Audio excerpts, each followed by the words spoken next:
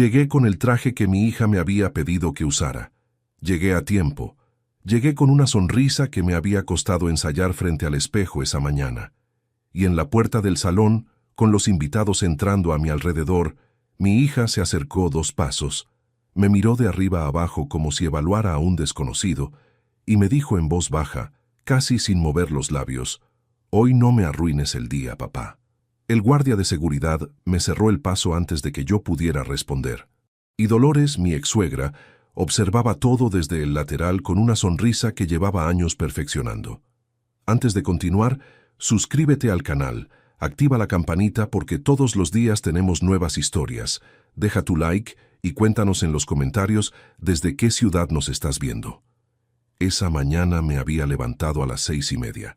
No porque tuviera que hacerlo, sino porque no había podido dormir. Me quedé mirando el techo de mi habitación durante un rato, escuchando el silencio del apartamento, ese silencio particular de los sábados por la mañana, cuando todavía no hay ruido en la escalera ni coches en la calle, y el mundo parece suspendido entre lo que fue el día anterior y lo que todavía no ha empezado.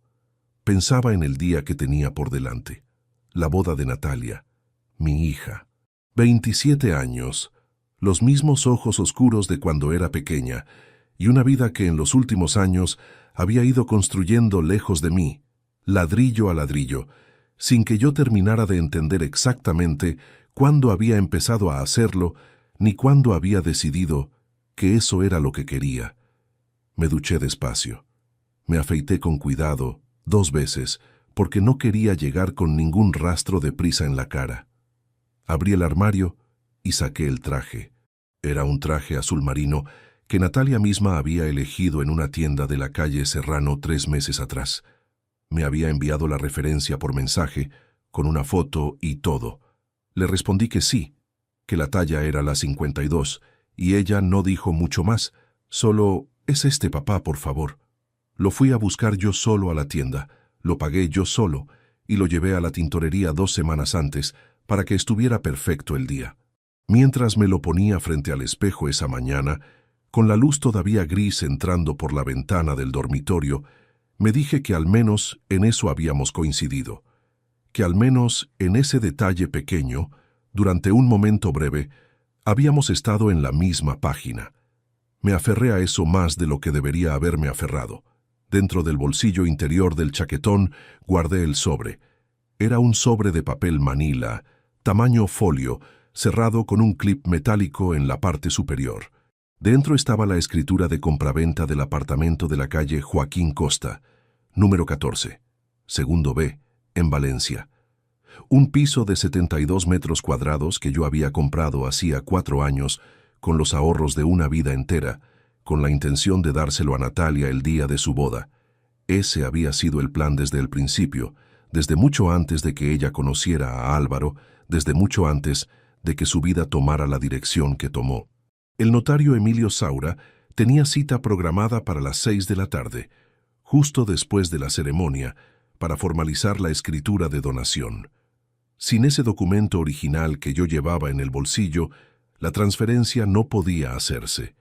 Eso lo sabía yo, eso lo sabía Carmen. Y mientras cerraba la chaqueta sobre el sobre y me miraba por última vez en el espejo, me di cuenta de que también lo sabía Natalia. Salí de casa a las 11 menos cuarto.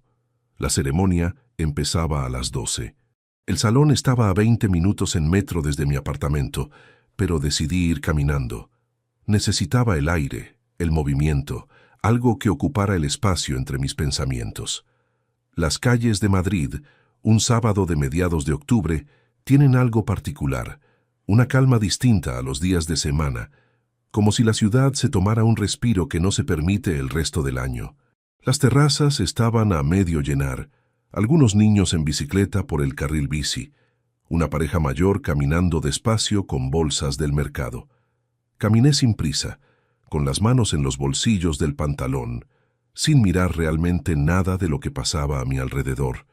Pensaba en Natalia de pequeña, en cómo me esperaba los viernes con los deberes extendidos en la mesa del comedor para que yo los revisara cuando llegaba del trabajo.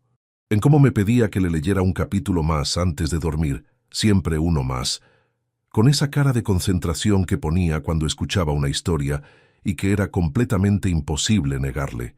En cómo, cuando cumplió 12 años y Carmen ya se había marchado a Valencia con su nueva vida y su nuevo hombre, Natalia pasó el primer fin de mes de diciembre conmigo, en mi apartamento de entonces, comiendo pizza porque yo no sabía cocinar nada más, y me dijo entre mordisco y mordisco que era la mejor pizza del mundo. No lo era, pero yo me lo creí durante mucho tiempo, y creo que en ese momento lo que de verdad me decía no era nada sobre la pizza. Llegué al salón a las 11:40. Ya había invitados llegando, grupos de gente bien vestida que conversaban en la entrada, mujeres con vestidos en colores tierra y burdeos, hombres con trajes oscuros y corbatas que probablemente habían costado más que el mío entero. Era un salón de celebraciones en las afueras, con una fachada de piedra clara y un jardín delantero amplio, con macetas de boj recortado bordeando el camino principal y una fuente circular en el centro del jardín, de piedra blanca con agua, que caía desde arriba en hilos continuos. Todo estaba cuidado, todo en su sitio. El tipo de lugar al que uno llega y entiende de inmediato que hay dinero detrás, no de forma vulgar, sino de esa manera silenciosa que resulta incluso más incómoda que la ostentación directa. Me acerqué a la entrada principal. Había un guardia de seguridad en la puerta. Un hombre corpulento con chaqueta negra que sujetaba una tablet con la lista de invitados.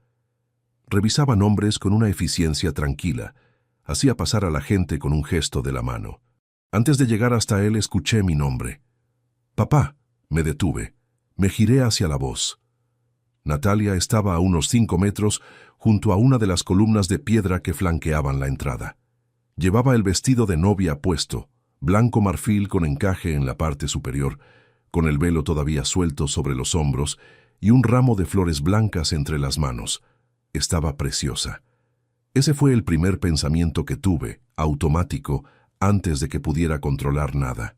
Mi hija estaba preciosa, y yo llevaba más de un año sin verla con tiempo suficiente para poder mirarlo así. Pero no me sonreía. Me miró de arriba a abajo con una lentitud que no tenía nada de casual, como si repasara cada detalle del traje, los zapatos, el corte del pelo, el sobre que adivinaba quizás bajo la tela del chaquetón. Sus ojos eran los de siempre y al mismo tiempo eran los de una persona que yo ya no reconocía del todo. Y cuando su mirada llegó de nuevo a la mía, dio medio paso hacia mí y bajó la voz hasta convertirla en algo que solo yo podía escuchar entre el ruido de fondo de los invitados que seguían llegando. «Hoy no me arruines el día». No hubo más. No hubo un «por favor». No hubo un contexto. No hubo una explicación de qué podría constituir arruinarlo, ni qué se esperaba de mí exactamente. Solo esas 5 palabras, dichas con una calma que me resultó más difícil de absorber que cualquier grito, porque en el grito todavía hay algo que te incluye, todavía hay una emoción que reconoce tu presencia. En esa calma no había nada para mí. Era la calma de alguien que ya ha resuelto algo de antemano. A su derecha, un paso atrás, estaba Dolores. 72 años, el cabello completamente blanco recogido en un moño tirante, un traje de chaqueta color perla que debía haberse traído de alguna boutique de Valencia.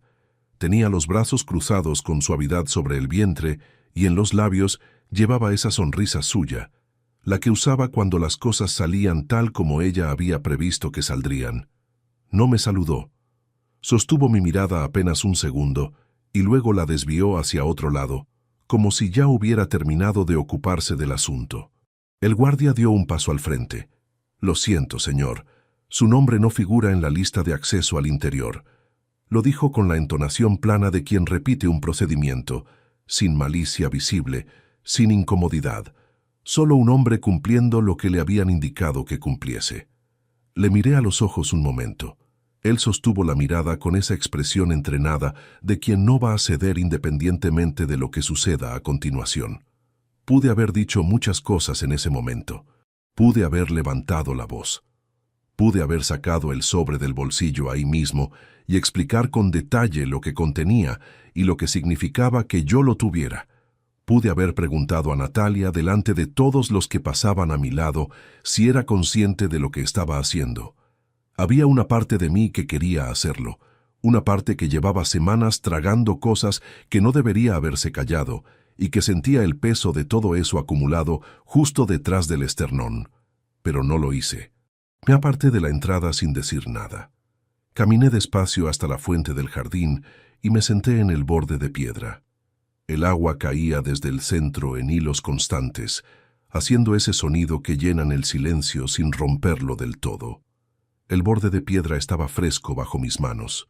Puse las palmas planas sobre él, miré el agua un momento, y luego miré hacia la entrada del salón, donde los últimos invitados seguían llegando y siendo recibidos con besos y abrazos y el ruido alegre de la gente que celebra. Durante la siguiente hora vi entrar a todos y cada uno de ellos. Familias enteras, amigos de la pareja, personas que no conocía de nada y que probablemente tampoco sabían quién era yo. Algunos me miraron de reojo al pasar. Ese segundo de curiosidad rápida hacia el hombre sentado solo en la fuente, mientras todo el mundo avanzaba hacia adentro. Nadie se detuvo, nadie preguntó. En algún momento, uno de los fotógrafos se acercó al jardín para hacer tomas del exterior y casi me rozó con el trípode sin darse cuenta. Me moví unos centímetros sin levantarme y volví a quedar quieto. El sol de octubre calentaba poco. Pegaba de lado con esa luz de otoño que es más horizontal que vertical, y la sombra de los árboles llegaba hasta casi donde yo estaba sentado. Puse la mano sobre el bolsillo interior del chaquetón. Sentí el grosor del sobre a través de la tela, y dentro del salón, sin que nadie allí lo supiera todavía, el reloj seguía corriendo hacia las 6 de la tarde. Carmen puso las llaves encima de la mesa del comedor un martes por la tarde y me dijo que se iba. No lo dijo con crueldad ni con rabia contenida. Lo dijo con esa serenidad de quien ha tomado una decisión hace semanas y solo espera el momento adecuado para comunicarla. Tenía la bolsa de deporte colgada en el hombro derecho, el abrigo doblado sobre el brazo izquierdo, y me miraba desde una distancia de 2 metros que de repente se sentían como una frontera permanente. La cocina olía todavía a la cena que yo acababa de preparar. El vapor seguía saliendo de la olla sobre el fuego. Esos detalles tan pequeños se quedan grabados de una manera que los grandes no siempre logran. No hay nadie más, me dijo antes de que yo pudiera decir nada. Solo que esto no funciona y los dos lo sabemos desde hace tiempo. Yo tenía 36 años. Llevaba 11 trabajando como electricista industrial en una empresa de instalaciones en Madrid, levantándome a las 6:30 cada mañana, volviendo con las manos marcadas de cable y los hombros cargados de horas en posiciones que el cuerpo va cobrando con los años. No era un trabajo que impresionara a nadie en una cena, nunca lo había sido. Pero era estable, era honrado, y durante 11 años había cubierto la hipoteca, las facturas, las vacaciones en la costa y esos gastos pequeños e invisibles que construyen la vida cotidiana de una familia. Pensé que eso contaba para algo importante. Esa tarde descubrí que no contaba para todo. Natalia tenía 9 años y estaba en su cuarto haciendo los deberes cuando Carmen salió por la puerta con la segunda bolsa en la mano. Yo me quedé sentado en la silla del comedor, mirando las llaves sobre la mesa, durante un rato que no supe medir. Luego me levanté, fui al cuarto de mi hija, llamé a la puerta con los nudillos, aunque estuviera abierta, porque siempre había tenido esa costumbre con ella. Natalia levantó la vista del cuaderno con esos ojos oscuros que tenía, tan iguales a los míos que a veces me costaba sostenerlos mucho tiempo seguido. ¿Mamá se ha ido ya?, me preguntó. No me sorprendió la pregunta. Los niños saben siempre más de lo que los adultos creen que saben. Les preparamos el terreno con palabras medidas y cuidado, buscando el momento adecuado, y mientras tanto ellos ya lo han entendido todo con semanas de antelación, a través de los silencios en la mesa y los tonos de voz que cambian detrás de las puertas cerradas. Sí, le dije, pero los dos os vais a ver todo el tiempo. Nada de eso cambia. Natalia asintió una sola vez, con esa seriedad suya que ya entonces la hacía parecer mayor de lo que era, y volvió a bajar los ojos al cuaderno. Eso fue todo. No hubo llanto esa noche, al menos no delante de mí. Años después, me seguiría preguntando si los hubo cuando apagué la luz de su cuarto y cerré la puerta. Carmen se fue a Valencia. Su familia era de allí, tenía una hermana, tenía a Dolores, tenía una red de personas que yo nunca había terminado de encajar del todo en mis años con ella. Se fue primero sola, luego con Natalia los fines de semana, y en menos de 2 años conoció a Marcos Vidal, un hombre de familia con propiedades agrícolas en la provincia y una empresa de distribución que llevaba 3 generaciones en el mismo apellido. Se casaron cuando Natalia tenía 12 años.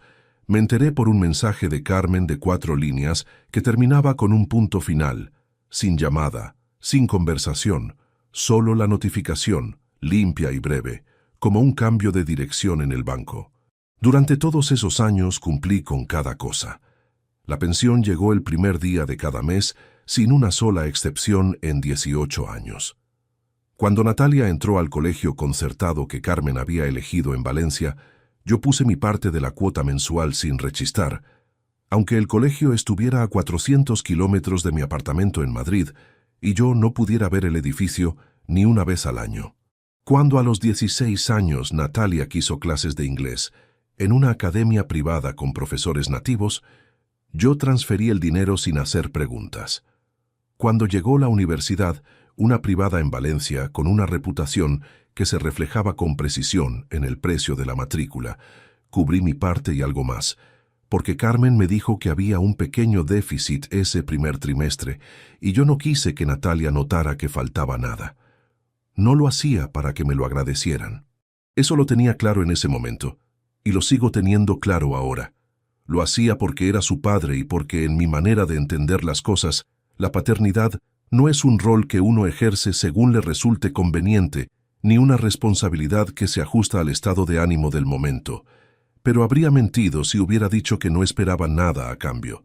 No un reconocimiento formal, no un discurso, no una placa de padre ejemplar colgada en la pared. Solo presencia real. Solo el tipo de conversación en la que el otro habla porque quiere contarte algo, no únicamente porque necesita pedirte algo. Eso fue escaseando con los años de una manera tan gradual que durante mucho tiempo no supe ponerle nombre.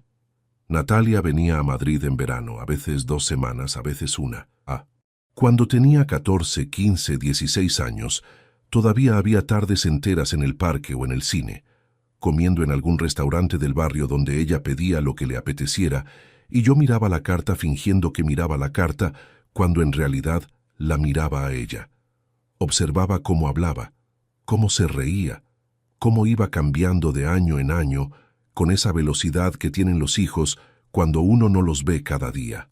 Pero a partir de los 18, empezó a construir su propia vida con la velocidad de quien no mira atrás, y en esa construcción yo fui ocupando cada vez menos espacio.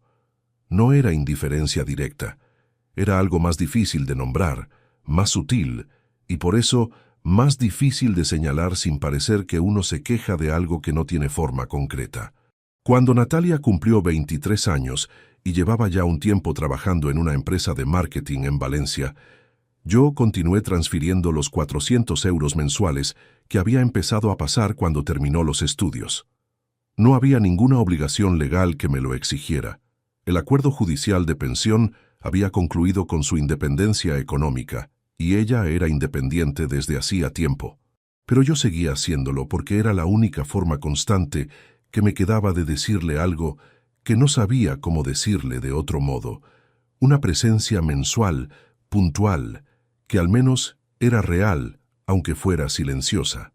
4 años antes de esa boda, cuando Natalia me dijo por teléfono que Álvaro le había propuesto matrimonio y que pensaban establecerse en Valencia, tomé una decisión que no le consulté a nadie. Fui a una agencia inmobiliaria, visité varios pisos durante 3 fines de semana seguidos y compré el apartamento de la calle Joaquín Costa con los ahorros que había acumulado durante más de una década de horas extras y de presupuestos ajustados al mínimo personal. 72 metros cuadrados, segundo piso, con ventanas a un patio interior tranquilo. No era el más grande de los que vi ni el mejor situado, pero era sólido, estaba en buenas condiciones, y era algo tangible que yo podía poner en sus manos el día de su boda. Un comienzo real, lo que mis padres no habían podido darme a mí, y yo había tardado toda una vida en poder ofrecer a alguien. Se lo dije a Natalia por teléfono una tarde de noviembre, mientras yo estaba en el coche aparcado fuera del trabajo, porque no había querido hacer esa llamada dentro de la oficina. Hubo un silencio de varios segundos antes de que respondiera. ¿Lo has comprado ya?, preguntó. Sí, le dije. Está a tu nombre en cuanto firmes la escritura de donación el día de la boda. Quería que lo supieras con tiempo. Otro silencio, más breve. Y luego, gracias, papá, con un tono que yo intenté descifrar durante el resto de ese trayecto de vuelta a casa y no terminé de conseguirlo. No era la reacción que uno imagina cuando le dice a su hija que le ha comprado un piso. Pero me dije que la distancia hace que las conversaciones suenen distintas de cómo suenan en persona, que no todo el mundo procesa las cosas con la misma inmediatez, que quizás lo que había al otro lado de ese silencio era más de lo que llegaba a través del teléfono. Me lo creí porque quería creérmelo. Álvaro Iriarte Herrero era el segundo hijo de una familia de Bilbao, con negocios en el sector logístico y 3 décadas de reputación consolidada. Cuando Natalia me envió su nombre completo junto con una foto, la primera semana que empezaron a salir, yo hice lo que hace cualquier padre. Lo busqué. No encontré nada que levantara ninguna señal de alarma. El perfil de un hombre joven, de familia acomodada, formación en una universidad privada de Madrid, incorporado después a la empresa familiar, algunas fotos en actos sociales, nada inusual. Me dije que si la hacía feliz, era suficiente con eso. Lo que sí empecé a notar con el paso de los meses y luego de los años de noviazgo era que Natalia nunca mencionaba que yo hubiera hablado con ella cuando describía su semana. Nunca decía que le había contado a Álvaro algo sobre mí, ni que Álvaro hubiera preguntado por su padre. Esas referencias pequeñas y naturales que existen cuando alguien forma parte visible de tu vida y la persona con la que estás lo sabe. En su lugar había un espacio limpio y ordenado, como si yo formara parte de una categoría de cosas que se mantienen fuera de determinadas conversaciones. En ese momento todavía lo atribuí a la distancia, a que construir una vida nueva con alguien implica también establecer los contornos de esa vida y que quizás yo simplemente no había encontrado todavía mi lugar en ese mapa nuevo que Natalia estaba dibujando. Me dije que llegaría, que había tiempo, que el día de la boda nos sentaríamos los dos en algún momento, que firmaríamos la escritura frente al notario y que en ese acto concreto quedaría sellado algo que las palabras no habían sabido construir. Lo que no sabía entonces, sentado frente al fuego apagado de mi apartamento en Madrid, era lo que Álvaro creía exactamente sobre mí, lo que Natalia le había contado. Las palabras precisas con las que había descrito a su padre, al hombre con el que iba a pasar el resto de su vida.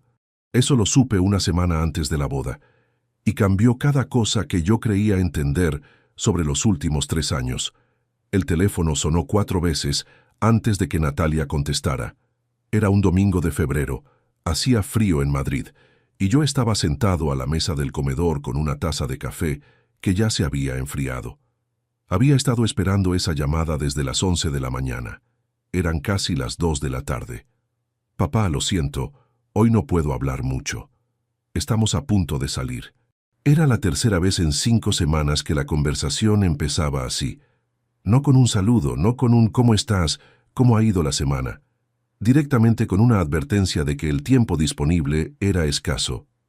Yo había aprendido a comprimir lo que quería decirle en los primeros minutos, a no esperar demasiado de esas llamadas, a conformarme con saber que estaba bien y que seguía en su vida aunque fuera en ese formato reducido. ¿A dónde vais?, pregunté. A comer con los padres de Álvaro. Tienen una casa en las afueras y los domingos solemos ir allí. Solemos. Esa palabra se quedó resonando después de que colgamos. Una rutina establecida, un calendario fijo, un círculo de personas que incluía a mi hija con total naturalidad todos los domingos del año, mientras yo esperaba junto a un café frío a que tuviera unos minutos libres para llamarme. El noviazgo con Álvaro llevaba entonces poco más de 1 año. Yo todavía no lo había conocido en persona. Natalia me había enviado fotos, me había dado los datos básicos, y en alguna conversación dispersa me había contado detalles sueltos, que era ordenado, que le gustaba el tenis, que su familia tenía una manera de hacer las cosas que al principio le había resultado diferente, pero a la que ya se había adaptado. No especificó en qué consistía exactamente esa manera, y yo no insistí en preguntarlo, porque cuando uno insiste demasiado en esas conversaciones breves, la respuesta nunca es la que uno buscaba realmente. Lo que sí noté, en los meses que siguieron, fue que cada vez que yo mencionaba la posibilidad de conocer a Álvaro, la conversación tomaba otro rumbo con una suavidad que al principio interpreté como coincidencia.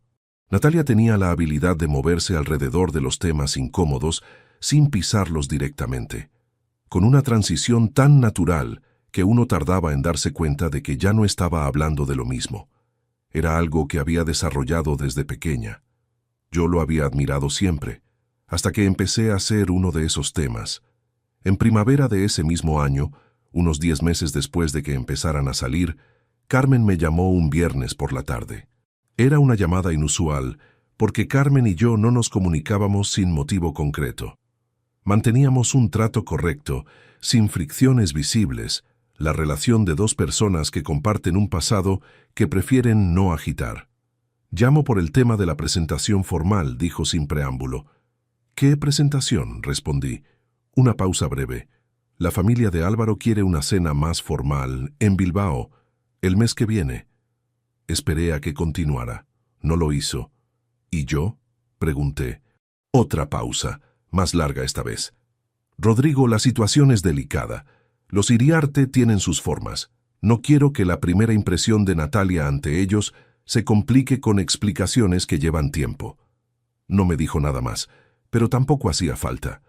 Lo que estaba comunicándome, con la precisión de quien ha ensayado las palabras antes de marcar el número, era que yo no iba a estar en esa cena, que había sido considerado un elemento que complicaba la presentación. No por nada que hubiera hecho, sino por lo que era. Podría haber respondido muchas cosas. Podría haberle recordado a Carmen que llevaba 18 años siendo el padre que Natalia necesitaba, que había cubierto cada gasto sin una queja, que el apellido que llevaba esa chica incluía el mío, aunque ahora resultara inconveniente mencionarlo en Bilbao. Podría haber dicho todo eso y bastante más. «De acuerdo», dije. Carmen no respondió de inmediato. «Es lo mejor para ella en este momento», añadió finalmente. «Ya», respondí, y colgué. Esa noche estuve mucho tiempo quieto en el apartamento. No encendí el televisor, no preparé cena, no llamé a nadie. Me quedé en el sofá con las manos sobre las rodillas, mirando la pared del frente, donde había un cuadro que Natalia había dibujado a los 11 años y que yo había enmarcado. Dos figuras cogidas de la mano en crayón azul y verde, con el sol en una esquina de la manera en que los niños siempre dibujan el sol. Seguía ahí colgado en el mismo sitio, con el mismo marco, 16 años después. En verano, Natalia vino a Madrid 4 días. Era la visita más corta que recordaba, pero no lo mencioné. Salimos a comer. Fuimos a ver una exposición en el Retiro, y en algún momento de esos 4 días hablamos de Álvaro, de la cena en Bilbao que ya había tenido lugar, de lo bien que había salido todo. Yo escuché con atención y asentí en los momentos que correspondía. Natalia me habló durante 20 minutos de la casa de los Iriarte, del jardín, de cómo Felisa la había recibido con una calidez que no esperaba. Me habló de esas cosas con detalle, sin preguntarme en ningún momento cómo me sentía yo sabiendo que no había estado allí. Fue durante esa misma visita cuando estuvimos a punto de tener una conversación que no tenía vuelta atrás. Era el segundo día, después de comer en un restaurante cercano. Natalia revisaba algo en el teléfono mientras yo esperaba el café. Y sin levantar la vista dijo con naturalidad: «Álvaro pregunta si eres el mismo Rodrigo Salcedo que hizo una instalación eléctrica en un polígono de Getafe hace unos años. Dice que su empresa trabaja con un proveedor con ese apellido». Me quedé quieto un segundo. El apellido Salcedo no era infrecuente. La coincidencia era técnicamente posible. Pero lo que me detuvo No fue eso. Fue entender que si Álvaro estaba haciendo esa pregunta, era porque no sabía con precisión a qué me dedicaba ni dónde trabajaba, lo que significaba que Natalia no se lo había contado claramente, o que se lo había contado de una forma que hacía necesario verificar los detalles antes de que yo pudiera aparecer mencionado en alguna conversación de negocios. Noté algo tenso subir por el pecho. Una pregunta directa en ese momento, frente a los dos, habría abierto una rendija que llevaba meses viéndose venir. Pero también habría alertado a Natalia de que yo estaba prestando atención a esas inconsistencias, y eso habría cerrado puertas que todavía no sabía cuántas cosas se escondían detrás. Así que cogí la taza de café que acababa de llegar, la sostuve con las dos manos y respondí con la calma de quien no ha encontrado nada relevante en la pregunta. No, ese no soy yo. Mi empresa trabaja en el sector norte. Llevamos años sin bajar a esa zona. Natalia asintió sin apartar los ojos del teléfono. Ya, le digo que no eres tú. Escribió el mensaje, guardó el móvil, y la conversación continuó por otro lado sin que ninguno de los dos volviera al asunto. Pero yo me quedé con esa frase durante el resto de la tarde. Le digo que no eres tú, como si mi identidad fuera algo que necesitara ser gestionado con cuidado antes de llegar a determinadas personas. Como si existiera una versión de mí que era presentable y otra que requería explicaciones demasiado largas para el contexto. Los meses siguientes fueron una prolongación de lo mismo, pero con menos cobertura. Las llamadas pasaron de quincenales a mensuales, y cuando llegaron a mensuales ya tenían esa textura de obligación cumplida, de casilla marcada en una agenda densa. Yo siempre cogía el teléfono al primer tono. Siempre en 12 años de trabajo con ruido de maquinaria y casco puesto, había parado lo que estuviera haciendo para responder cuando aparecía su nombre en la pantalla. Había salido a la calle en mitad del invierno para que se me escuchara bien. Ella no lo sabía porque yo nunca lo había mencionado como algo notable, y ahora ya no parecía el momento de traerlo a colación. Dolores seguía presente en el perímetro de cada cosa relevante.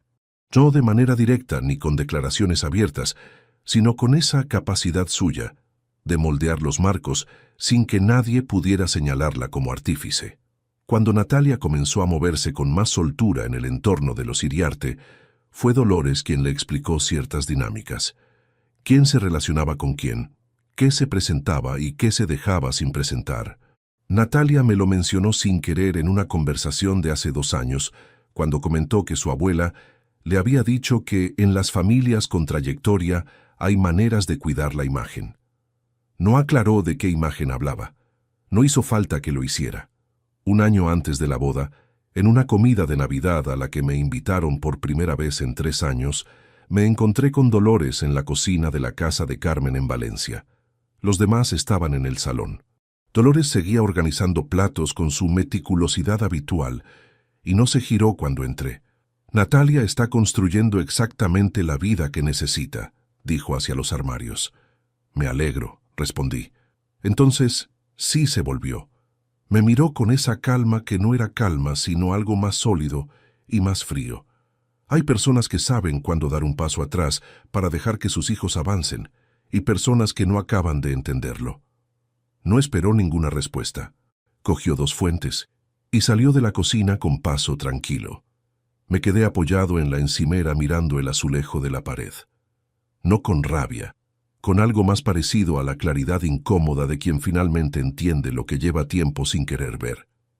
Lo que estaba ocurriendo no era el distanciamiento natural de una hija adulta ocupada con su vida. Tenía una arquitectura. Tenía personas detrás que habían tomado decisiones concretas sobre qué lugar me correspondía. Y yo lo había dejado avanzar sin oponer nada, porque no quería ser el padre que complica, el que presiona, el que convierte cada ausencia en un conflicto. Lo que todavía no sabía era hasta dónde había llegado todo eso. ¿Qué palabras exactas había escuchado Álvaro sobre mí? ¿Qué imagen tenía de su futuro suegro, el hombre que dentro de 1 año iba a casarse con mi hija? Eso lo descubrí 3 meses antes de la boda. Cuando Natalia apareció en mi puerta sin avisar, con una carpeta de documentos bajo el brazo y una prisa que no hizo ningún esfuerzo por disimular. Necesito que firmes unos documentos antes de que te explique nada. El abogado los necesita esta semana. Eso fue lo primero que dijo Natalia cuando abrí la puerta de mi apartamento ese sábado de julio. Ni un saludo, ni los 2 besos de costumbre. Entró con la carpeta azul bajo el brazo, dejó el bolso sobre la silla del recibidor y se quedó de pie en el centro del salón, mirando alrededor con la expresión de quien calcula cuánto tiempo va a necesitar para resolver un trámite. Llevaba unos vaqueros oscuros, una blusa blanca sin arrugas y unas sandalias de cuero que yo no le había visto antes. Estaba bronceada. Había estado 2 semanas en Menorca con Álvaro en agosto y el verano todavía se notaba en la piel. Yo acababa de llegar de la ducha. Tenía el pelo húmedo y había dejado encendido el fuego bajo la sartén porque estaba preparando el almuerzo. Había hecho para 2 desde el momento en que ella me escribió el mensaje diciendo que pasaría el sábado. Merluza con verduras salteadas, la receta que me había pedido que preparara en su última visita a Madrid hacía casi 1 año. Llevaba 1 hora en la cocina. «Claro», dije. «¿Quieres comer algo? Hay para los 2». Ella dejó la carpeta sobre la mesa del comedor y la abrió antes de responder. «No puedo quedarme mucho, tengo cosas por la tarde». No especificó qué cosas. Yo no lo pregunté. Los documentos eran 4 folios grapados con membrete de un despacho de abogados de Valencia que no conocía. En la parte superior de la primera página aparecía el título en negrita: Declaración de intención de donación de bien inmueble. Lo leí despacio, párrafo a párrafo, mientras Natalia permanecía de pie al otro lado de la mesa, con los brazos cruzados y esa contención suya que a veces era paciencia y a veces era otra cosa completamente distinta.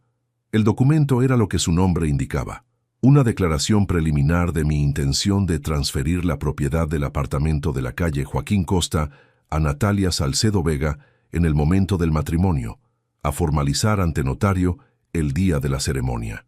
No tenía efecto jurídico vinculante por sí solo, era solo la pieza inicial del proceso, pero establecía por escrito que el compromiso existía, que el piso existía y que yo era el propietario que lo iba a ceder. La segunda página detallaba los datos del inmueble: dirección completa, referencia catastral, superficie, año de construcción. Todo correcto. La tercera era una declaración de ausencia de cargas hipotecarias, que también estaba en orden, porque había terminado de pagarlo 18 meses atrás.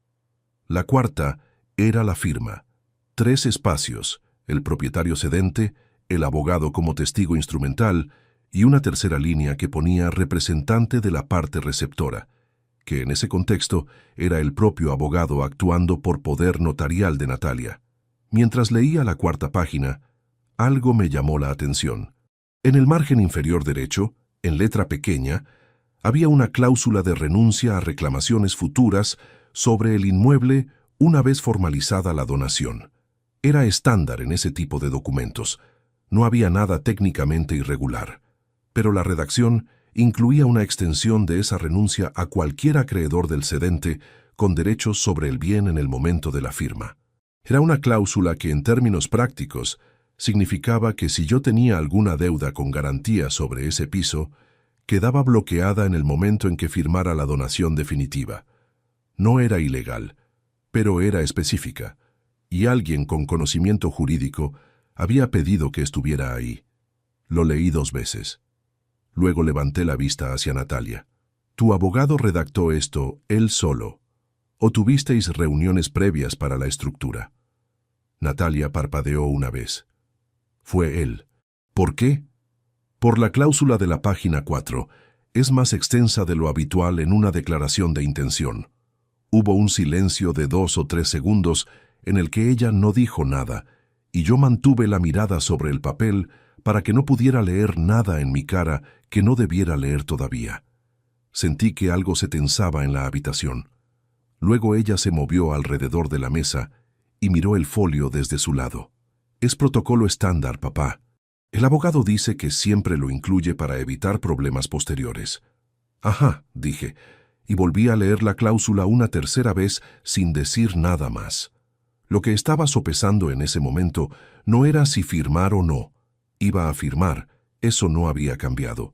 Lo que estaba sopesando era si preguntarle directamente quién le había recomendado ese abogado específico, porque esa cláusula no se redacta por inercia profesional. Se redacta cuando alguien pide que esté ahí. Y ese alguien sabía lo suficiente sobre mi situación financiera como para anticipar que podía ser relevante. Lo que significaba que alguien había revisado mis asuntos con un nivel de detalle que iba bastante más allá de la curiosidad general. Pero si hacía esa pregunta ahora, en este estado de la conversación, Natalia sabría que yo había encontrado algo en el documento que le generaba suspicacia. Y eso la pondría en alerta demasiado pronto, antes de que yo tuviera suficiente para entender el mapa completo de lo que estaba pasando. Así que cogí el bolígrafo que había sobre la mesa, firmé en el espacio indicado con mi nombre y mis 2 apellidos, y devolví los folios hacia ella sin comentar nada más sobre la cláusula. «Perfecto», dijo Natalia. Recogió los papeles, los colocó en orden dentro de la carpeta y cerró las solapas. Su postura cambió levemente, como cuando alguien termina la parte incómoda de una gestión y puede relajar los hombros medio centímetro. «Me alegra que puedas quedarte a comer aunque sea un momento», dije, y me giré hacia la cocina para revisar el fuego. «Papá, de verdad que no puedo. Tengo que estar en la estación antes de las 4. Tarda 10 minutos. La merluza ya está casi lista». «Otro día», lo dijo con una firmeza que no dejaba rendija. No había irritación visible, tampoco incomodidad real. Era simplemente el tono de alguien que ha tomado una decisión sobre cómo va a pasar el tiempo disponible y no la va a revisar. Se colgó el bolso en el hombro, cogió la carpeta con las 2 manos y se dirigió hacia el recibidor. Yo la seguí hasta la puerta. Mientras ella cogía las llaves del bolsillo lateral del bolso, miré la sartén encendida en la cocina desde el pasillo. 2 raciones. 40 minutos de preparación. 1 año desde la última vez que habíamos comido juntos, sentados a esta mesa. La escritura original la voy a guardar yo hasta el día de la boda, le dije antes de que abriera la puerta. Así me aseguro de que está en perfecto estado para el notario. Natalia se detuvo con la mano en el pomo. Sí, claro, es lo lógico, es tu documento. El notario que habéis contratado, ¿sabes ya quién es? Emilio Saura, en Valencia. Carmen lo conoce de hace tiempo. ¿Por algo? No, solo para tenerlo anotado. Ella asintió. Luego, con la puerta ya medio abierta, se giró hacia mí un instante. Me miró de arriba abajo con una rapidez que quizás pensó que yo no notaría. Del pelo al cuello de la camisa, a los pantalones de trabajo que yo llevaba puestos porque era sábado y había estado en casa desde primera hora. «El día de la boda», dijo con voz más baja, «procura llegar con tiempo para cambiarte bien. No quiero que parezcas recién salido de una obra». Abrí la boca. La cerré. Conté internamente hasta 3. «Voy a llegar con el traje que me digas», respondí. «Como siempre». Natalia asintió una vez más, sin sonreír, y salió al rellano. Escuché sus pasos bajando la escalera, el eco en el hueco de la escalera que conozco de memoria después de tantos años en este edificio. Luego el portal abriéndose y cerrándose 2 plantas más abajo. Me quedé en el umbral de la puerta abierta durante unos segundos. Luego entré, cerré despacio y fui a la cocina a apagar el fuego bajo la sartén. La merluza seguía en la sartén, en su punto exacto, con el vapor todavía subiendo. Serví un solo plato. Me senté a la mesa del comedor donde todavía estaba la silla corrida del sitio en el que Natalia había estado de pie y comí en silencio. Después de recoger la cocina, saqué la copia del documento que había tenido el cuidado de fotocopiar en la copistería del barrio 3 días antes, cuando Natalia me había adelantado por mensaje que traería papeles para firmar. La cláusula de la página 4 seguía ahí, con la misma redacción. La leí una vez más con más calma, con la tarde tranquila del sábado extendiéndose alrededor. Y cuanto más la leía, más claro veía que alguien había construido ese texto pensando en posibilidades concretas, no en contingencias abstractas. Guardé la fotocopia en la carpeta azul de la gaveta de abajo de la escribanía, junto a las copias de todos los pagos de pensión de los últimos 18 años, que yo había conservado por orden y por costumbre. Luego anoté en un papel el nombre que Natalia me había dado: Emilio Saura, notario en Valencia. Carmen lo conoce de hace tiempo.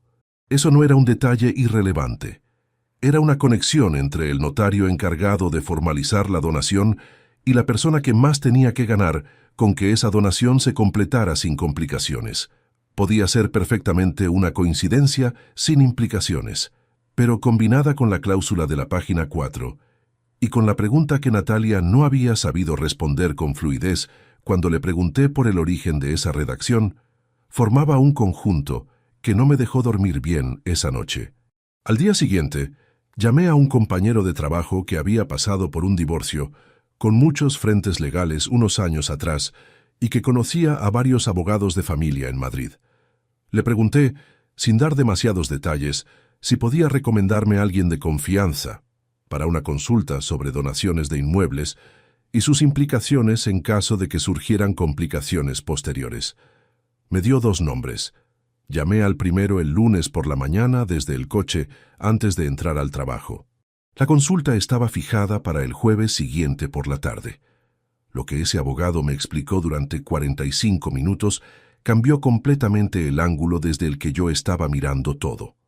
El despacho de Javier Olmedo estaba en un segundo piso sin ascensor, con ventanas que daban a una calle estrecha del barrio de Malasaña y una estantería de libros jurídicos que cubría la pared entera del fondo.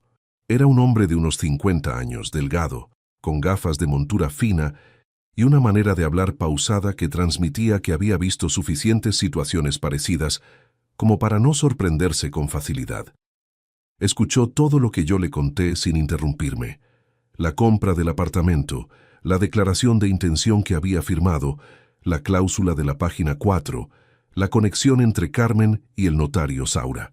Cuando terminé, guardó silencio unos segundos mirando la fotocopia que yo había puesto sobre su mesa. La cláusula en sí no es irregular, dijo finalmente. Lo que me llama la atención es su amplitud. Normalmente, en una declaración de intención de este tipo, se incluye una salvaguarda para proteger a la parte receptora de posibles embargos sobre el bien antes de que se formalice la transferencia. Eso es estándar. Hizo una pausa. Pero esta redacción va más lejos. Cubre cualquier reclamación futura del cedente sobre el inmueble una vez firmada la escritura de donación definitiva. Lo que en términos prácticos significa que usted, una vez que firme ante notario, renuncia a cualquier acción legal relacionada con ese piso, incluida una posible impugnación por vicio de consentimiento. ¿Vicio de consentimiento?, repetí. Si usted firmara la donación bajo algún tipo de presión o en un contexto en el que su consentimiento no fuera completamente libre e informado, normalmente podría impugnarla. Esta cláusula está redactada para dificultar esa vía. Me miró por encima de las gafas. No digo que esa sea la intención, digo que ese es el efecto jurídico concreto. Estuve 40 minutos más con Javier Olmedo esa tarde. Salí del despacho con más claridad de la que tenía al entrar, y con una certeza que no me resultó cómoda ni un momento. Alguien había pensado con detalle en los escenarios posteriores a esa donación. Alguien que conocía bien la situación, que había elegido a ese abogado y a ese notario con un criterio que no era casual. Lo que seguía sin tener era la pieza que conectaba todo eso con una acción concreta. Hasta que Héctor me llamó un martes por la mañana. Mi primo Héctor Salcedo Durán tenía 48 años. Dirigía una empresa de instalaciones de climatización en Alcalá de Henares y era el único familiar directo con el que yo seguía teniendo trato regular.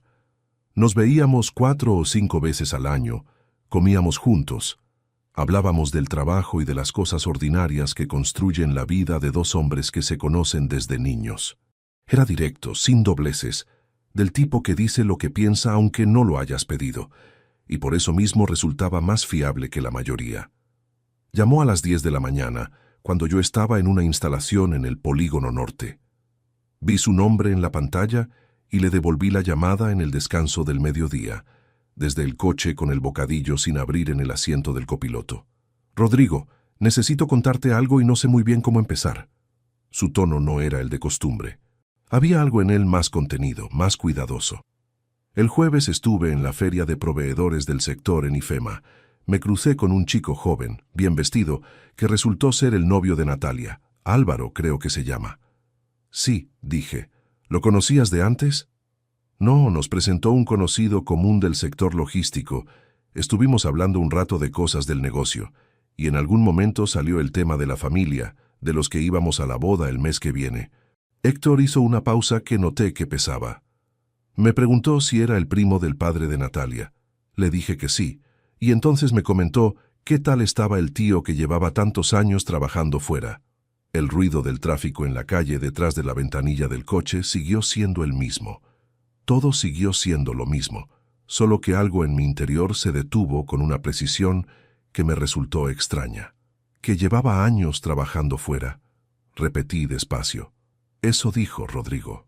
Que Natalia le había contado que su padre era un técnico especializado que había estado destinado en proyectos en el norte de Europa durante muchos años y que por eso apenas habían podido verse. Lo dijo con total naturalidad, como quien repite algo que lleva tiempo sabiendo. Nadie habló durante varios segundos. «¿Qué le respondiste tú?», pregunté. «Le dije que sí, que habías viajado mucho por trabajo».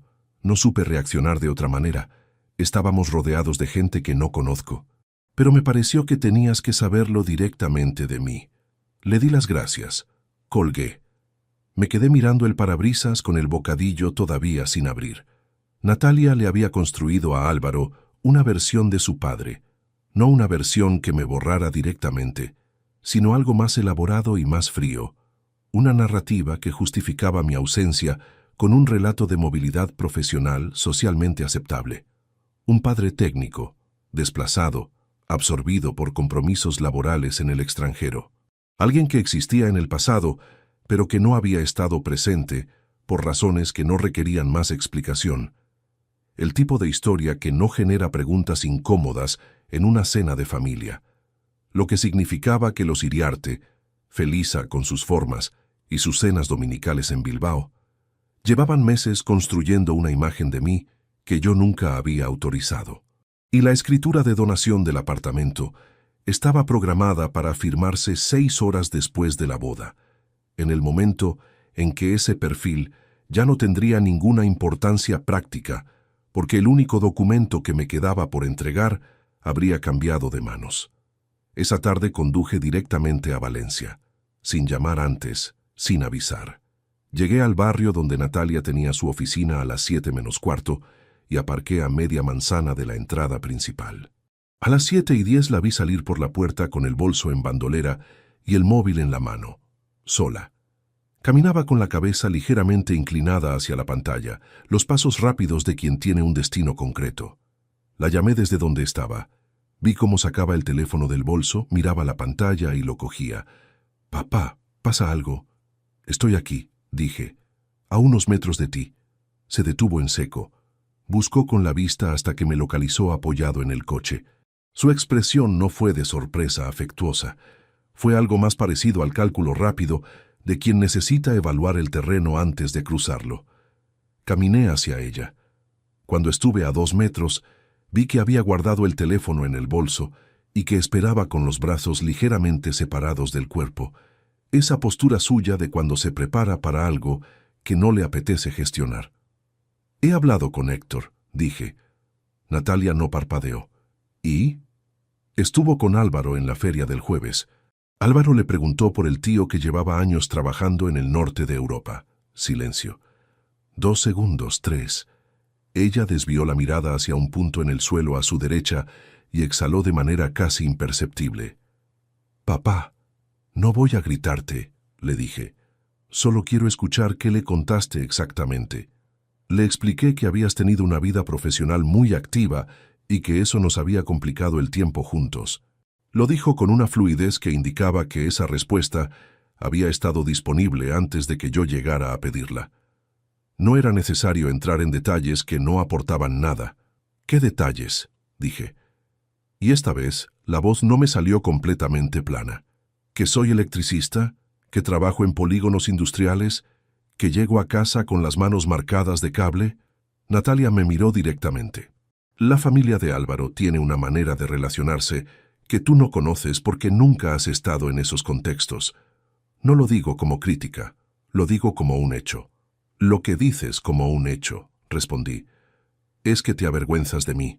Lo dije con calma, sin elevar la voz, sosteniéndole la mirada. No era una acusación cargada de rabia. Era una afirmación dicha en voz alta por primera vez, después de años de haberla intuido sin encontrarle el nombre exacto. Algo cruzó su cara. Fue breve, menos de 2 segundos, algo que no era del todo culpa, pero que tampoco era indiferencia. Luego la expresión se recompuso con esa eficiencia suya que yo ya conocía. Estás exagerando la situación. ¿Sí? Papá, falta una semana para la boda. Tengo la cabeza en 100 sitios distintos y esto no es el momento. Una semana, dije, y el notario Saura tiene la cita a las 6 del sábado. Algo cambió en su postura cuando pronuncié el nombre del notario. Fue un ajuste casi imperceptible, una tensión leve en el cuello que duró menos de un segundo antes de desaparecer. Si no hubiera estado prestando atención con esa precisión específica, me lo habría perdido. Sí, dijo. ¿Hay algún inconveniente? Ninguno. Solo me aseguro de que tenemos todo coordinado. Me observó un momento. ¿Tienes localizada la escritura de propiedad? Y ahí estaba. La pregunta directa, formulada con naturalidad, envuelta en la lógica organizativa de alguien que repasa una lista de pendientes. Pero era la pregunta que más le importaba de toda la conversación. Yo lo sabía, y ella no podía saber que yo lo sabía. Si mostraba cualquier señal de que había entendido el peso real de esa pregunta, el equilibrio de las siguientes horas cambiaba de manera irreversible. En casa, en la misma carpeta donde siempre ha estado, respondí. Lo dije con la misma calma con la que uno confirma que las llaves están en el gancho de la entrada. Natalia asintió. La tensión en sus hombros bajó un grado, tan poco que habría resultado invisible para cualquier persona que no llevara 54 años aprendiendo a leer a las personas que le importaban. Bien, papá, sé que esto ha sido difícil, la distancia, el proceso, pero el sábado va a ser un buen día y quiero que estés bien. Una pausa. ¿De acuerdo? De acuerdo, dije. Me dio un beso rápido en la mejilla y siguió caminando hacia donde iba antes de que la llamara. La vi doblar la esquina sin girarse. Me quedé apoyado en el coche. El sol de tarde golpeaba de lado sobre los edificios y alargaba las sombras sobre el asfalto. Pensé en la pregunta sobre la escritura, en cómo había llegado antes que cualquier otra, en cómo el alivio visible cuando respondí que estaba en casa había sido real, no actuado. Lo que me faltaba entender era hasta dónde llegaba el mapa. Si Álvaro sabía lo que Natalia había construido, o si él también era una pieza que alguien movía desde fuera de su campo de visión. Esa distinción lo cambiaba todo, porque si él era cómplice, el escenario tenía una arquitectura completamente diferente al de un joven que confía en la versión que le da su novia. Esa noche, desde una pensión cercana en la que me quedé para no conducir de vuelta a Madrid, con la cabeza donde la tenía, revisé en el móvil todo lo que pude encontrar sobre los Iriarte. El perfil de una familia consolidada, sin irregularidades visibles. Álvaro aparecía en eventos del sector, en una foto de una actividad corporativa, en el perfil de la empresa. Nada que lo vinculara directamente a nada, pero había una cosa que no cuadraba y que no conseguía dejar de lado. La cláusula de la página 4 no era algo que un abogado incluyera por iniciativa propia. Alguien había hecho esa pregunta específica. Alguien que conocía mi situación lo suficiente como para saber que era relevante plantearla. Y ese alguien no era el abogado. La respuesta no iba a venir de Natalia. Había demostrado esa tarde que sabía exactamente hasta dónde abrir cada conversación y dónde cerrarla. Tenía que llegar por otro camino, y mientras miraba el techo de la pensión con el ruido de la calle, llegando amortiguado desde fuera, empecé a pensar en cuál. La plancha tardó 10 minutos en alcanzar la temperatura. Rodrigo la pasó 2 veces por cada pernera del pantalón azul marino. Con el paño húmedo encima, para que la tela no brillara. Con esa lentitud metódica de quien convierte un gesto ordinario en algo que merece toda la atención disponible. Eran las 8:15 de la mañana. Por la ventana del dormitorio entraba una luz fría y lateral, la luz específica de los sábados de octubre en Madrid, cuando el cielo está despejado, pero el sol todavía no ha calentado nada. La chaqueta colgaba en la percha detrás de la puerta desde la noche anterior. El sobre de papel manila estaba en la mesilla de noche, donde yo lo había puesto antes de intentar dormir. La escritura de compraventa del apartamento de la calle Joaquín Costa, con su referencia catastral, sus 72 metros cuadrados y todos los años de ahorro condensados en 20 folios con sello notarial. Lo había revisado por última vez el miércoles página a página, comprobando que estuviera todo en orden. Lo estaba. Siempre lo había estado. Me vestí despacio. Primero la camisa blanca, los gemelos que había comprado en una joyería del barrio hace muchos años y que guardaba para las ocasiones que los merecieran. Luego el pantalón, los zapatos negros que había llevado a limpiar el jueves por la tarde. La corbata tardé 2 intentos en hacerla bien. No porque no supiera hacerla, sino porque las manos no estaban del todo quietas esa mañana, y yo no quería reconocer por qué. Por último, la chaqueta, el sobre en el bolsillo interior izquierdo, bien asentado contra el pecho. Me miré en el espejo del baño durante unos segundos. Un hombre de 54 años, con más canas de las que tenía a los 50, con la espalda todavía recta y los ojos todavía iguales a los de su hija. El traje le sentaba bien. Era el traje que ella había elegido. Salí de casa a las 10:40. El salón de celebraciones estaba a las afueras, hacia el sur, aproximadamente 40 minutos en coche con el tráfico del sábado. Conduje sin música, con las ventanillas subidas y el silencio del habitáculo llenando el espacio. En el asiento del copiloto llevaba una bolsa de papel con una caja pequeña dentro, un colgante de plata con una piedra azul que había visto en el escaparate de una tienda del barrio de las Letras semanas atrás y que me había recordado a un vestido que Natalia llevaba a los 16 años cuando vine a verla a Valencia una Semana Santa. No era un regalo caro, era un regalo pensado, que es algo completamente distinto.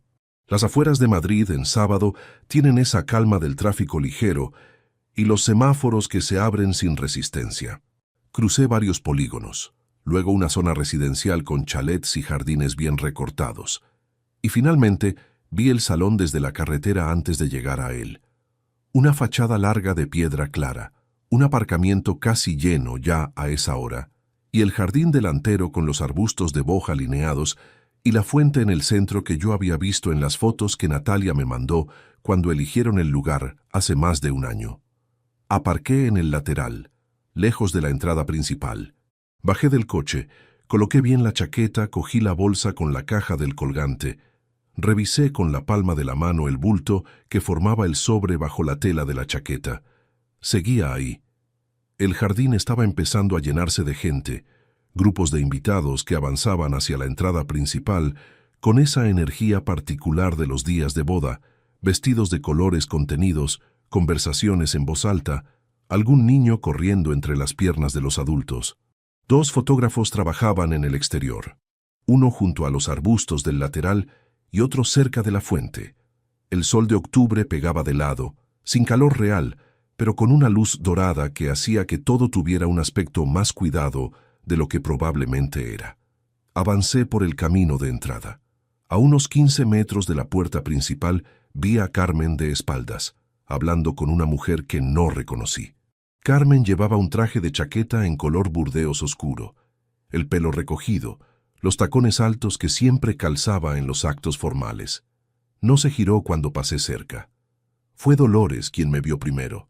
Estaba de pie junto a una columna de piedra a la derecha de la entrada, con Felisa Herrero a su lado.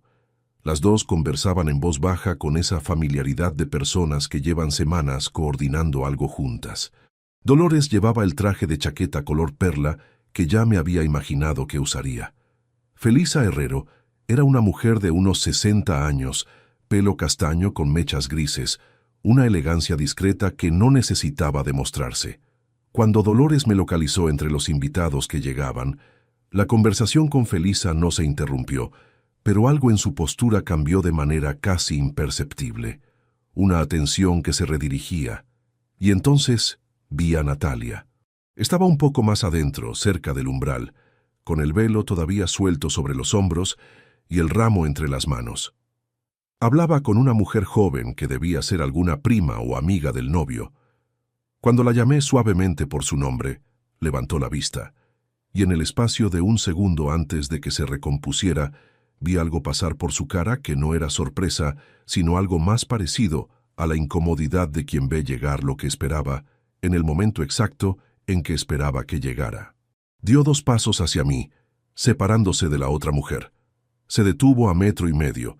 Me miró de arriba a abajo, no con la rapidez casual de quien evalúa si uno está presentable, sino con esa lentitud que ya había notado en la visita de Julio, como si revisara una lista de elementos que previamente había determinado que podrían resultar problemáticos.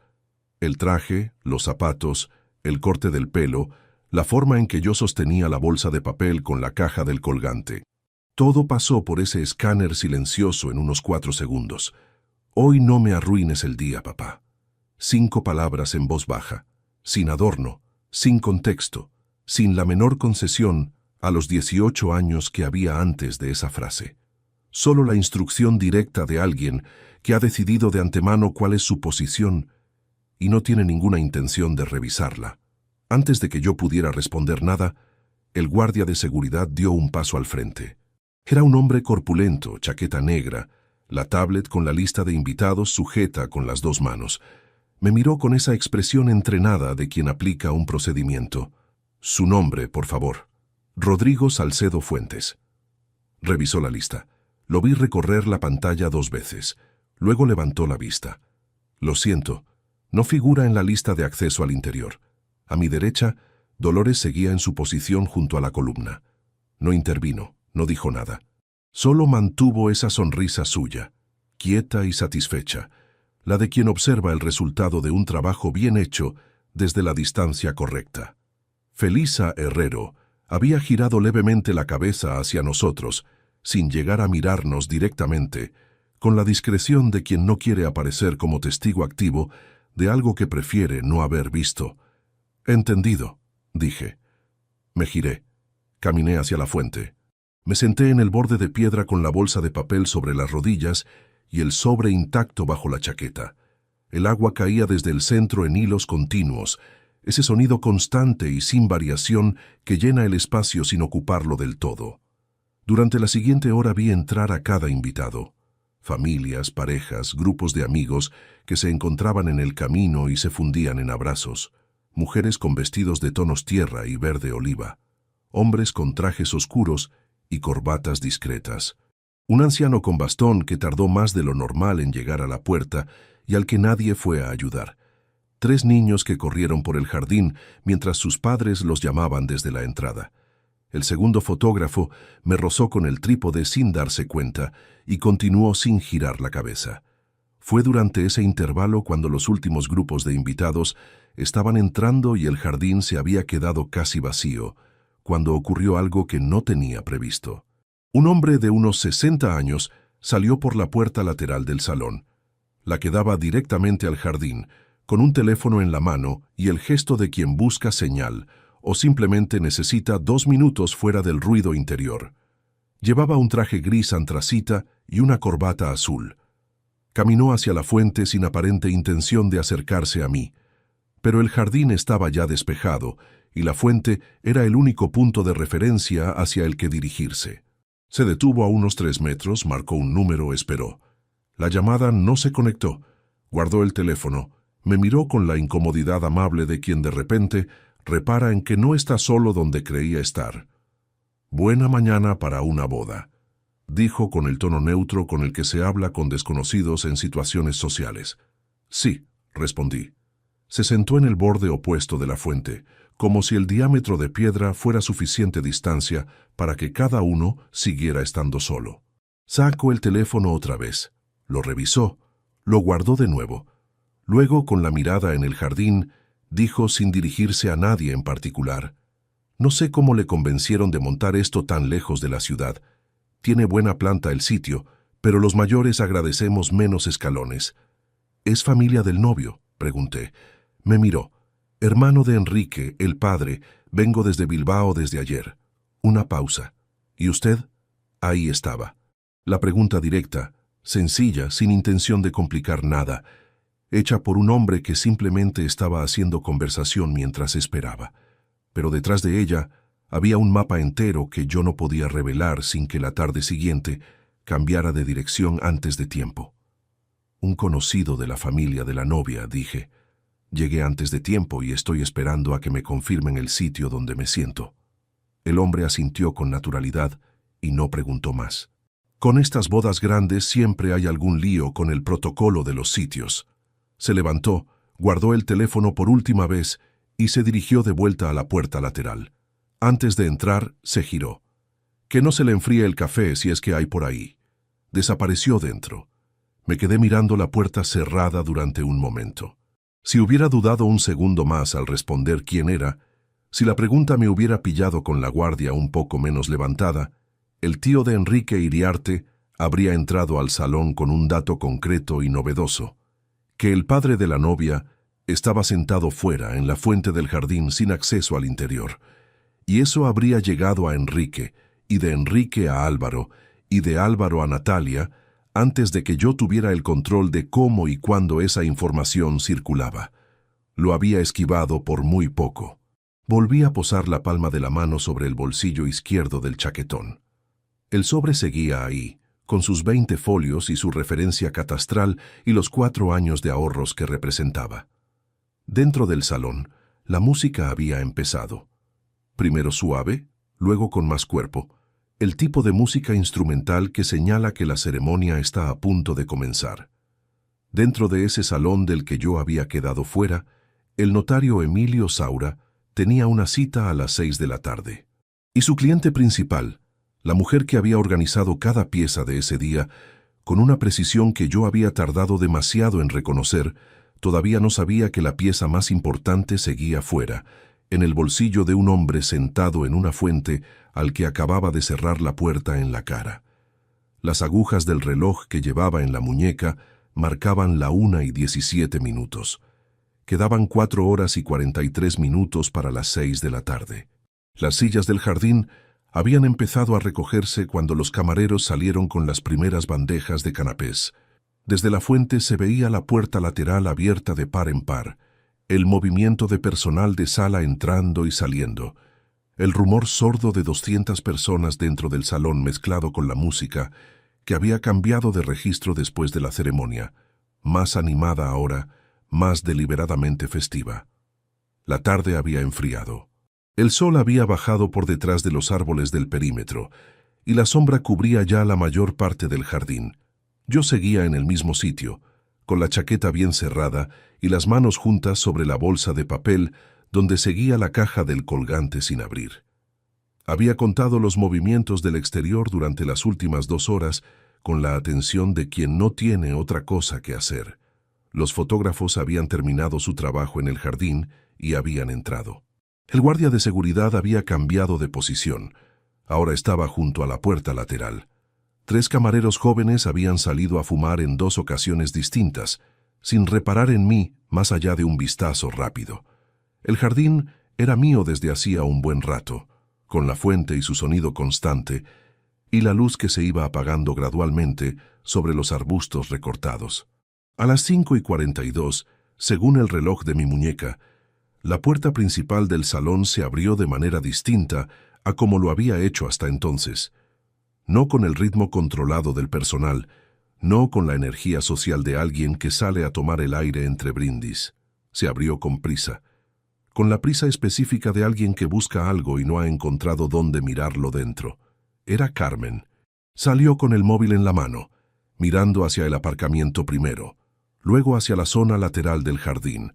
Cuando me localizó en la fuente, se detuvo un segundo, con esa pausa involuntaria de quien ve exactamente lo que esperaba ver, pero de todas formas necesita un momento para procesar que está ahí. Luego caminó hacia mí con paso rápido, los tacones sobre el camino de piedra, El traje burdeos que había llevado toda la tarde ahora con una pequeña arruga en la manga derecha que no estaba antes. Ese tipo de detalle que aparece cuando alguien ha estado gesticulando con tensión durante un rato. Se detuvo a 1,5 metros. No se sentó. «La escritura», dijo. Y no dijo nada más, porque las 2 palabras contenían ya la pregunta completa, el contexto completo, y los 2 lo sabíamos. «Aquí está», respondí. No la saqué todavía, solo la nombré. Carmen cerró los ojos brevemente. Fue un gesto de alivio y de algo más complicado al mismo tiempo. «Emilio llega en 15 minutos. Necesitamos el documento antes de que aparezca, para revisar que todo esté en orden antes de sentar a los firmantes». «¿Dónde está Natalia?», pregunté. Una pausa, breve pero calculable. «Está dentro, con Álvaro. Han tenido un momento difícil con el tema». Hizo un movimiento hacia adelante, como si fuera a extender la mano. «Si me lo das, yo me encargo de llevarlo y de que todo...» «Natalia sabe dónde estoy», la interrumpí con calma. «Si necesita el documento, puede venir ella». Carmen me sostuvo la mirada durante 3 o 4 segundos. En esos segundos pasó por su cara algo que yo había visto pocas veces en los 20 y tantos años que la conocía. Incertidumbre real. No la incomodidad social de gestionar una situación delicada, sino la incertidumbre de alguien que ha construido un plan con un determinado número de piezas, y de repente encuentra que una de ellas no está donde debería estar y no responde como debería responder. «Rodrigo», lo dijo con un tono diferente, más bajo, «hoy no es el día para...». «No estoy haciendo nada, Carmen. Estoy sentado aquí. Que venga Natalia». Carmen no respondió. Se giró y entró al salón. Los siguientes 8 minutos fueron los más largos de esa tarde. El ruido del interior seguía llegando amortiguado. Voces, música, el tintineo de copas. El guardia de seguridad miró en mi dirección una vez y desvió la vista. Un niño pequeño salió por la puerta lateral con un globo blanco en la mano. Lo soltó, lo vio subir hacia los árboles y entró llorando sin que nadie de fuera lo viera. El cielo sobre el jardín había pasado del azul claro al color más oscuro y plano de las tardes de otoño, cuando el sol ya no tiene suficiente altura para calentar nada. La puerta principal volvió a abrirse. Natalia salió sola, sin el ramo, sin el velo, con el vestido de novia que ahora parecía distinto en el exterior que dentro, menos ceremonial de alguna manera, más expuesto a la luz natural de la tarde. Caminó por el camino de piedra con una velocidad que no era exactamente prisa, pero que tampoco era la calma de quien tiene el tiempo de su lado. Cuando llegó a la fuente, se quedó de pie frente a mí, y por primera vez en todo ese día, la postura que adoptó no era la del control previo. Era algo más parecido a la posición de alguien que ha llegado a un punto donde no le queda otra opción que presentarse tal como está. «Papá». Su voz no era la de la mañana. La de la mañana había sido baja y cortante, construida con anterioridad, ajustada al contexto que ella había diseñado. Esta era otra cosa. Tenía dentro algo que no había conseguido expulsar del todo antes de salir. «Emilio está al llegar. Necesitamos la escritura de propiedad para que pueda iniciar el proceso». No respondí de inmediato. La miré.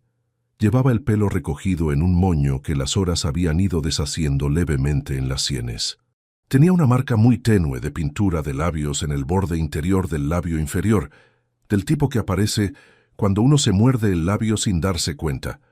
Sus manos, sin el ramo que las había ocupado durante toda la ceremonia, no encontraban dónde colocarse. Primero las cruzó delante del vestido, luego las dejó caer a los lados. «¿Qué pasó esta mañana?», dije. Natalia abrió la boca, la cerró. «Papá, no tenemos tiempo. No te estoy pidiendo que me expliques una hora. Te estoy preguntando una cosa». El ruido del interior del salón llegó con más claridad durante un segundo, como si alguien hubiera abierto una ventana. Luego volvió a amortiguarse.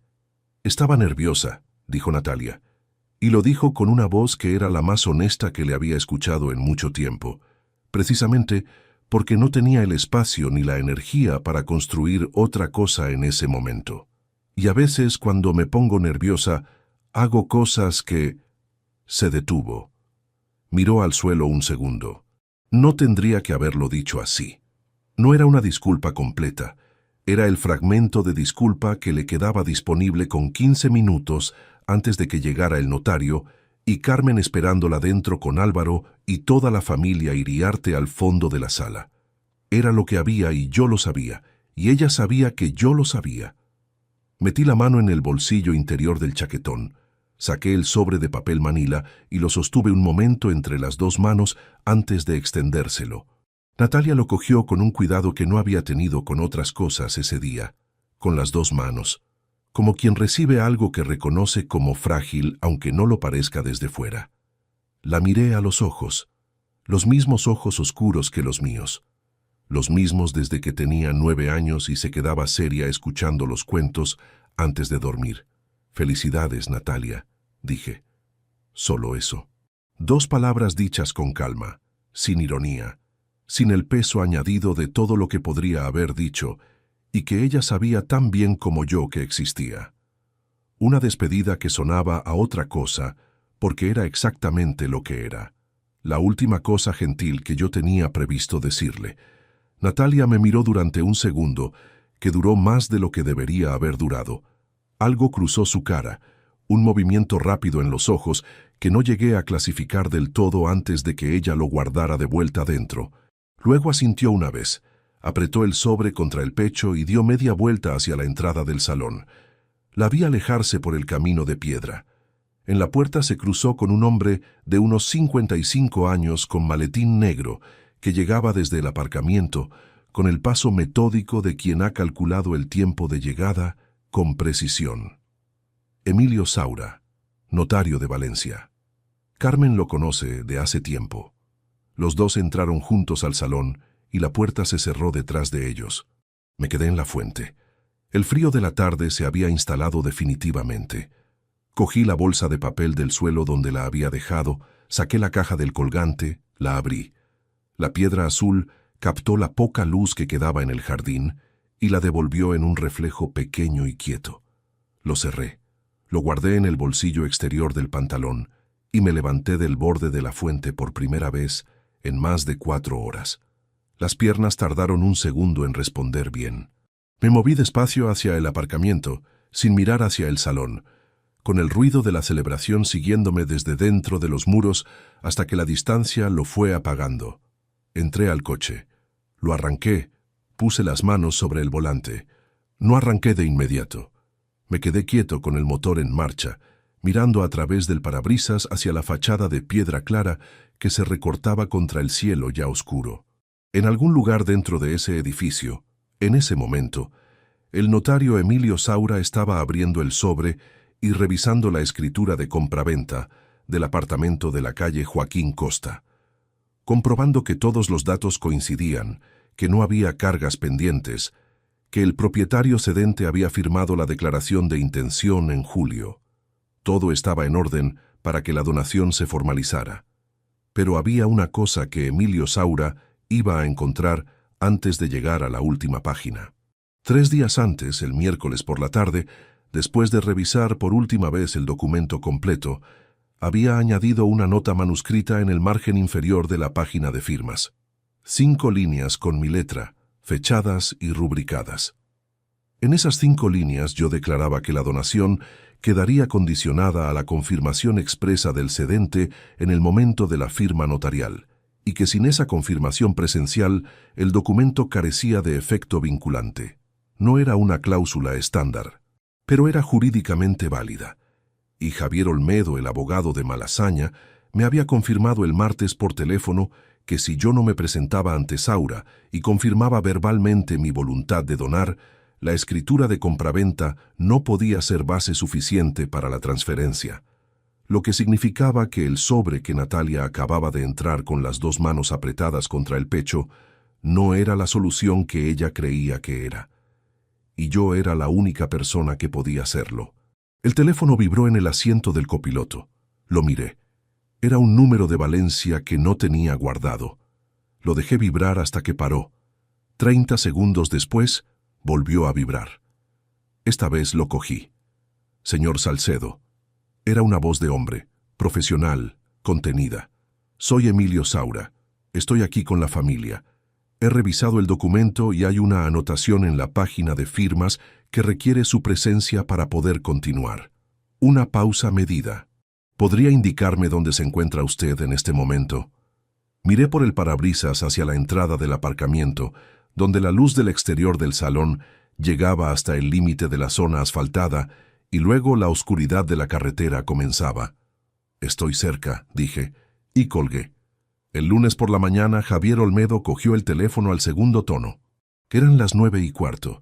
Yo estaba aparcado frente a la entrada de la empresa con el motor apagado, y los otros coches del turno de mañana ya estaban todos en su sitio.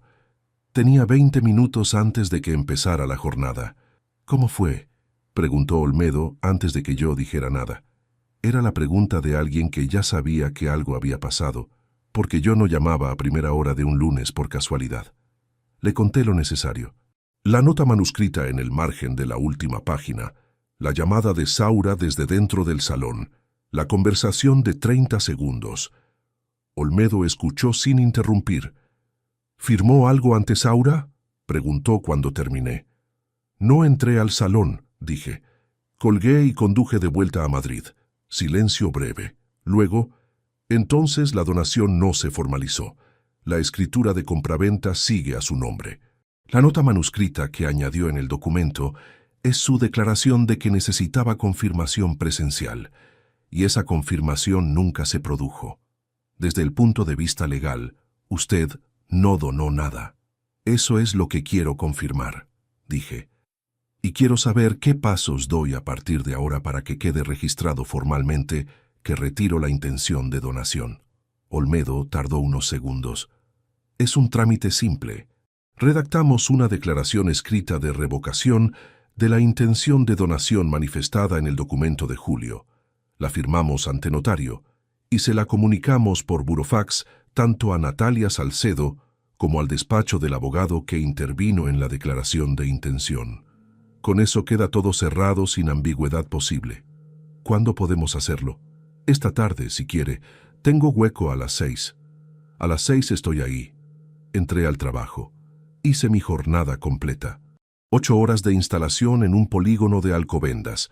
Trabajo de canalización en un sector del edificio donde el acceso era complicado y requería concentración continua. No es difícil concentrarse en el trabajo cuando el trabajo exige precisión física. Cuando los errores tienen consecuencias tangibles e inmediatas que no se parecen en nada a los errores de otro tipo. Eso siempre me había resultado una ventaja del oficio que no todo el mundo entendía. A las 6:15 estaba en el despacho de Olmedo. A las 7:10 la declaración de revocación estaba firmada, sellada y en manos del servicio de mensajería con 2 destinatarios, Natalia Salcedo Vega en su dirección de Valencia y el despacho del abogado que había preparado los documentos de julio. Olmedo me extendió una copia con el acuse de recibo del mensajero. Una cosa más, dije antes de levantarme. El pago mensual voluntario que hago a mi hija. ¿Hay alguna implicación legal si lo cancelo con un preaviso de 30 días? Olmedo negó con la cabeza. Ninguna. No existe ninguna obligación judicial que lo sustente. Es una transferencia voluntaria que usted puede cesar cuando considere. Con un preaviso de 30 días por escrito queda más que cubierto cualquier cuestión de buenas prácticas. Esa misma noche, en el apartamento, redacté la carta. No tardé mucho. No era un texto largo ni elaborado, porque no había nada que elaborar. Era una comunicación directa. El cese del pago voluntario de 400 euros mensuales a partir del primer día del mes siguiente, con la indicación de que el aviso se hacía con 30 días de anticipación. 4 líneas y mi firma. La metí en un sobre, escribí la dirección de Natalia y la dejé sobre la mesa del recibidor para llevarla a correos al día siguiente con acuse de recibo. Esa noche dormí 7 horas seguidas. La primera vez en varios meses que eso ocurría. El miércoles Héctor me llamó a la hora de comer. Yo estaba en la furgoneta con el bocadillo y el café en el salpicadero. He hablado con Carmen esta mañana, dijo. El tono era cuidadoso, como el de alguien que lleva desde que recibió la llamada pensando cómo formular lo que tiene que decir. Me llamó ella. Quería saber si yo tenía alguna influencia sobre ti. ¿Y qué le dijiste? Que podía llamarte, pero que no iba a decirte qué hacer. Una pausa. ¿Estás bien? Sí. ¿De verdad o de los que dicen que sí para no hablar? Me hizo reír. Solo un poco, pero lo hizo. De verdad, Héctor, estoy bien. Carmen dice que Natalia está destrozada, que el sábado por la noche fue muy duro. Lo dijo sin carga adicional, solo como una transmisión de información, dejando que yo decidiera qué hacer con ella. Lo entiendo, respondí. ¿La vas a llamar? No todavía. Héctor no insistió. Esa era una de las cosas que hacía bien, saber cuándo dejar de empujar. Oye, si necesitas algo, lo que sea. Ya lo sé, gracias. Colgamos. Terminé el bocadillo mirando el parabrisas. Destrozada. La palabra se quedó dando vueltas un momento antes de que yo la dejara ir. No con frialdad, no con satisfacción, solo con el tipo de calma que aparece cuando uno ha tomado una decisión que lleva mucho tiempo pendiente y finalmente la ha ejecutado. El jueves llegó la primera llamada de Natalia. La vi entrar en la pantalla a las 8 de la tarde, cuando yo estaba en el sofá con la televisión encendida sin verla realmente. La dejé sonar. 5 tonos, buzón. 10 minutos después, otra vez. Buzón. No bloqueé el número. Bloquear era un gesto de rabia, y lo que yo sentía no era rabia. Era algo más parecido a la distancia de quien ha cerrado una puerta desde dentro y no tiene ninguna intención de abrirla desde fuera. El viernes llamó Carmen directamente. Esa sí la cogí, porque Carmen y yo teníamos cosas en común que iban más allá de lo que había pasado el sábado, y porque ignorarla a ella habría requerido una energía que yo no quería gastar. Rodrigo. Su voz tenía el peso de alguien que ha dormido poco. ¿Podemos hablar? Estamos hablando. Una pausa. La carta llegó ayer. Natalia me llamó cuando la recibió. Era la intención, dije. Rodrigo, entiendo que el sábado fue... Se detuvo. Lo intentó de otra manera. Lo que hizo no estuvo bien. Ninguno de los dos lo manejamos bien. Pero retirar el piso, cortar el dinero en el primer día de su matrimonio... El piso nunca fue suyo, Carmen. No llegó a serlo. Y el dinero tampoco era una obligación. Los dos lo sabemos. Silencio al otro lado. ¿Hay algo que se pueda hacer? Dijo finalmente. Puede llamarme cuando quiera. Sé dónde encontrarla y ella sabe dónde encontrarme. Colgué sin añadir nada más. Me quedé con el teléfono en la mano mirando la pantalla apagada. Era una conversación que había imaginado de muchas formas distintas durante esa semana, y en ninguna de las versiones que había construido mentalmente la había sentido tan simple. No había nada que explicar, nada que defender.